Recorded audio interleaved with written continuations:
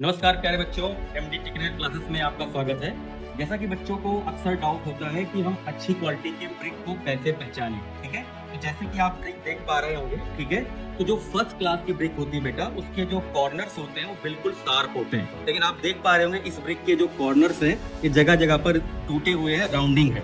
और यहाँ पर जो फर्स्ट क्लास ब्रिक की बात हम लोग करें तो उस पर बिल्कुल क्रैक्स वगैरह नहीं होने चाहिए, लेकिन यहाँ पर देखिए जगह जगह पर क्रैक्स है ब्रिक की।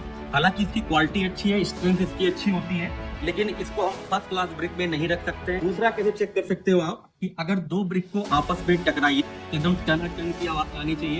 इसको आप इंजीनियरिंग की भाषा में मेटेलिक साउंड बोलते हैं, मतलब ब्रिक अच्छी है, इसका आप कंस्ट्रक्शन में यूज कर सकते हैं। और दूसरी जानकारी भी जो आपको देना चाहूंगा ब्रिक में, जैसे अक्सर बच्चे पूछते हैं सर स्ट्रेचर क्या है, हेडर क्या है। ये जो ब्रिक का लेंथ वाला पार्ट है, ठीक है ना, लेंथ और ये वाला जो पार्ट है, मतलब ये 19 सेंटीमीटर और ये 9 सेंटीमीटर, तो इसको बोलते हैं स्ट्रेचर।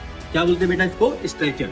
और अगर आपको ये ब्रिथ वाला पार्ट दिखाई दे रहा है, देखिए ये वाला पार्ट, मतलब ये 9 सेंटीमीटर, ये भी 9 सेंटीमीटर, तो इसको बोलते हैं हेडर। तो अगर आपको कंस्ट्रक्शन में ये वाला पार्ट दिखाई दे रहा है that is called stretcher 19x9, और अगर आपको कंस्ट्रक्शन में ये वाला पार्ट दिखाई दे रहा है 9x9, दैट इज कॉल्ड क्या? हेडर। आई बात समझ में? एक तीसरी जानकारी जो मैं आपको देना चाहता हूँ बेटा, जैसे आप ब्रिक का कंस्ट्रक्शन करते हैं तो जब ब्रिक को आपस में लगाते हैं, देखिए अगर हम लोग ब्रिक को आपस में ऐसे लगा रहे हैं, ये जो आपका ज्वाइंट दिखाई दे रहा है जो ब्रिक को लेंथ वाइज या विड्थ वाइज अलग करता है, इसको बोलते हैं परपेंड। तो आप देखते होंगे जो ब्रिक मेजेंडरी वॉल होती है उसमें आपको परपेंड देखने को मिलते होंगे, ठीक है ना।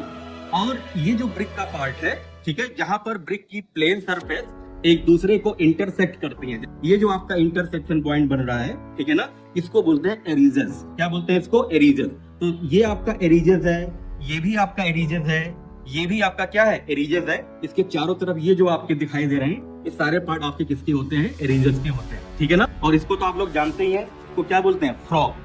फ्रॉग में क्या होता है कि मैन्युफैक्चरर का नाम लिखा होता है, जैसे जहां से ये ब्रिक आई है उस मैन्युफैक्चरर का नाम क्या है? MBA, ठीक है। तो एक तो ये चीज है, लेकिन जो मेन इसका इंपॉर्टेंस होता है कि जो फ्रॉग होता है इसमें हम लोग जो है क्या बोलते हैं? मसाला भरते हैं, ठीक है, इसमें मसाला भरते हैं। और जो हम लोग इसकी क्या बोलते हैं, ब्रिक में जब वाल बनाते हैं, इसमें मसाला भरने के बाद दूसरा जो ब्रिक इसके ऊपर रखते हैं वो इस तरह से रखते हैं जिसके दोनों ब्रिक के बीच में बॉन्डिंग क्या हो? अच्छी हो, जिसको हम लोग बोलते हैं सीयर की।